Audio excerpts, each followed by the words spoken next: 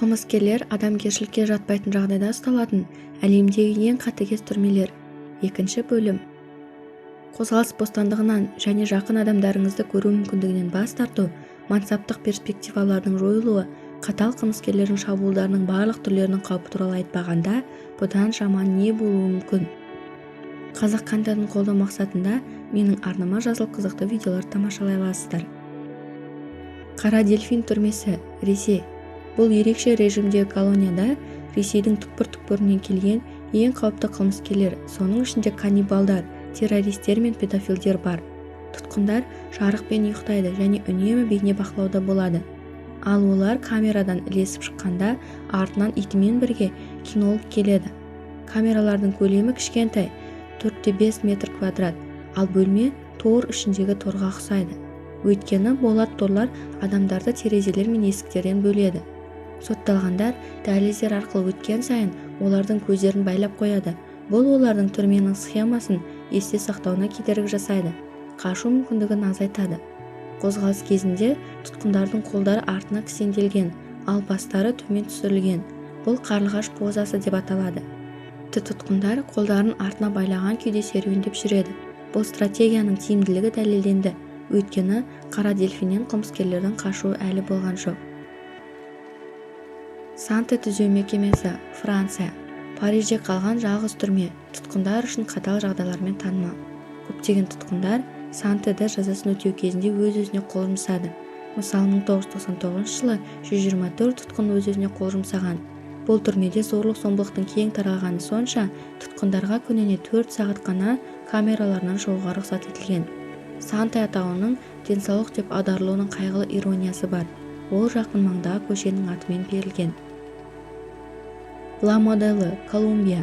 Бұл атышулы түрмеде тұтқындар қару-жараққа, тіпті гранаталарға оңай қол жеткізе алады.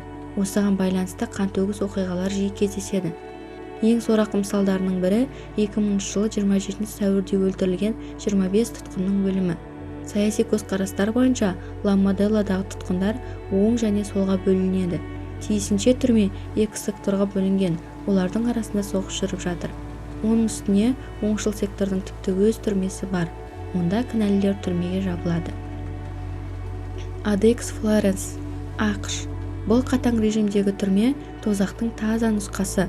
Оның үстіне мұндай эпитетті журналистер емес, түрменің бұрынғы бастығы ойлап тапқан. Ол ең қауіпті қылмыскерлерді орналастыруға арналған. Олардың көпшілігі 2/1, 3/7 метрлік камераларда 24 сағаттық жалғыз камерада ұсталады. Олар 23 сағатын камераларда өткізеді, ал қалған 1 сағатын олар серуендеуге немесе жүруге болатын бөлек бөлмеде өткізеді, немесе жаттығу жасайды. Лагерь 22, Солтүстік Корея. Әлемдегі ең қатыгез түрмелердің кейбірі Солтүстік Кореяда деп айту ешкімді таң қалдырмайды. Бұл жерде әлемнің ешбір жерінде жоқ құбылыс бар. Қылмыс жасады деп айыпталған адам ғана емес, оның бүкіл отбасы және тағы 2 ұрпақ жалғасады. Өмір бойына бас бостандығынан айырылады. 22 лагерінде шамамен 50 мың тұтқын бар. Олардың көпшілігі Солтүстік Корея үкіметін сынағаны үшін өмір бойына бас бостандығынан айырылған. Одан да таңғалдыратыны 22 лагерь Солтүстік Кореяда жұмыс істейтін 30 концлагердің бірі ғана. Дүниедегі ең нашар түрмедегі жағдайлар мүмкіндігінше нашарлатылғаны анық. Дұрыс тамақтанбау қалыпты жағдай, және барлық тұтқындар жұмыс істеуге міндетті, және олар негізінен мемлекеттің құлдары болып табылады. Ауыр физикалық еңбекті тегін жасайды. Тіпті Солтүстік Кореядағы саяси түрме лагерлерінде адам эксперименттер жасалғаны туралы мәліметтер бар. Осы түрмелердегі қылмыскерлерге жасалған жағдай әділетті деп ойлайсыз ба? Пікіріңізді комментарийға жаза кетіңіз. Келесі түрме Флоренция түрмесі, ақш. Флоренция түрмесі әлемдегі ең қауіпті қылмыскерлерді орналастыру үшін арнайы құрылған. Ол түрмеде Тимоти Маквей және оның серіктесі Терри Николс, террорист, 169 адам қайтыс болған Оклахомадағы жарылыс үшін, және Теодор Качинский, Унабомбер лақабатымен танымал террорист, университеттер мен ғылыми орталықтарға почта арқылы бомба жіберген үшін қылмысын өтеу жазасына 9300 жыл алған. Түрменің ерекшелігі тұтқындарды контактсыз бақылау. Флоренс түрмесі тұтқындар түрмеде нақты қай жерде екенін білмейтіндей етіп салынған. онда 100 см өлшемді тар камерада жалғыз терезе бар. Тәулігіне 23 сағат бойы тұтқындар басқа тұтқындарға немесе күзетшілерге араласпай толығымен жалғыз болады. Террорист Эрик Рудольф Флоренция түрмесіндегі жағдайды жалғыздықтан адам төзгісіз деп атайды. Эль-Родео түрмесі, Венесуэла. Эль-Родео түрмесі Венесуэладағы көптеген түрмелер сияқты түрме бандаларын ұстау мүмкіндігімен танымал. Көбінесе оларда калашников автоматтары, гранаталар және басқа да кісі өлтіру қарулары бар. Эль-Родеода мыңдаған тұтқындардың қатысуымен тәртіпсіздіктер жиі орын алады. Осындай тәртіпсіздіктердің бірінде 4000-ға жуық ұлттық гвардияшыларды әкелуге тура келді. Ұлттық гвардия бөлімшелері түрме блоктарына бірнеше рет шабуыл жасады, бірақ сәтсіз болды. Тәртіпсіздікті тудырушылар жойылғаннан кейін түрме берілді. Бұл тәртіпсіздіктің 27-ші күні болған. Карандиру түрмесі, Сан-Паулу. Карандиру Сан-Паулуда орналасқан оңтүстік Америкадағы ең ірі түрме кешендерінің бірі болып табылатын бразилиялық түрме. Түрме Бразилияда ғана емес, бүкіл әлемде ең қорқынышты ретінде атақты болды.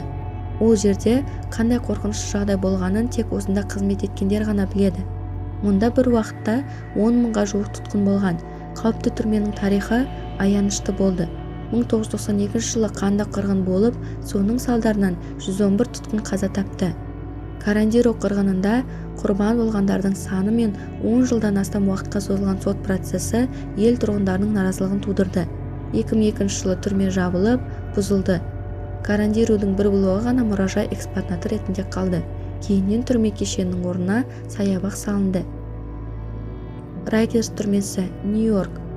Райкерс түрмесі туралы тұтқындар лас, қауіпті, қараңғы, көңілсіз деп сипаттайды. Бұл Америкадағы екінші үлкен түрме және өзінің зорлық-зомбылық мәдениетімен танымал. Жүйені түзеу қызметкерлері белсенді түрде бұл зорлықты қолдап отырады.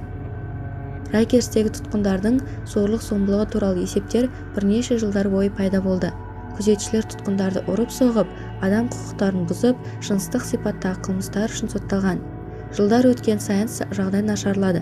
Әкімшілік бұзушылықтарға көз жұмып, адамгершілікке жатпайтын жағдайлар қалыпты жағдай деп саналды. Бұрынғы тұтқындардың айтуынша, Райкерстегі өмір сүру жағдайлары нашар болған. Кондиционер немесе жылыту құрылғылары жоқ.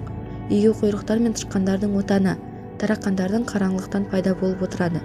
Түзеу мекемесінде тәртіпті қалпына келтіру мүмкін емес болды.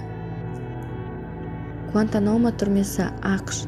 ақш-тың аса қауіпті қылмыскерлер мен лаңкестерге арналған ең әйгілі түрмесі штаттарда емес, Кубада орналасқан.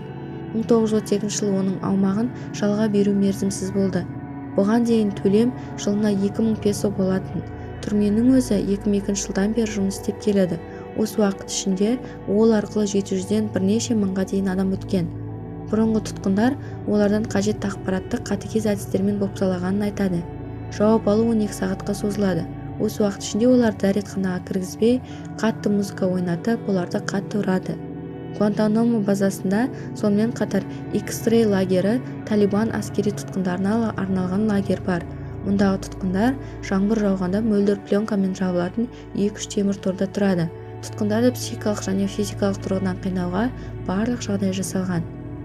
Осы видеоны ұнаса лайк басып және арнама жазылып, мені қолдасаңыз алғысым шексіз қадірменді көрермен. Менің арнамнан алда осындай қызықты және таңғаларлық видеороликтер тамашалайсыздар. Сіздермен болған Арай факт арнасы.